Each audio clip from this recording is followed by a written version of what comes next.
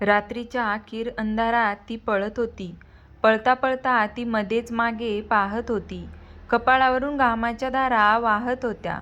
पळून पळून तिला खूप दम लागला होता. पळत असताना ती अचानक ठेच लागून खाली पडली. जोरात पायाला लागल्याने तिला उठताही येत नव्हतं. आहा, माझा पाय! ती पाय पकडून विव्हळत होती. तिची धडपड चालू होती उठण्याची. पायाला लागल्याने तिला उठता येत नव्हतं. उठ, असं हार मानून चालणार नाही, नाहीतर तो राक्षस तुझ्यापर्यंत पोहोचेल, ती स्वतःशीच बोलत होती की तिच्या कानावर आता गाड्यांचा आवाज ऐकू येऊ लागला. तशी ती घाबरली. तो आला, मी काय करू? मला नाही त्याच्या तावडीत पुन्हा सापडायचं. दुखऱ्या पायावर जोर देत ती कशीबशी उठली. ती जशी उठून उभी राहिली तशी प्रेमाचा उत्साह. ही संपूर्ण कथा पाहण्यासाठी किंवा ऐकण्यासाठी खाली दिलेल्या लिंकवर क्लिक करा आणि 1 ते 60 संपूर्ण भाग पहा.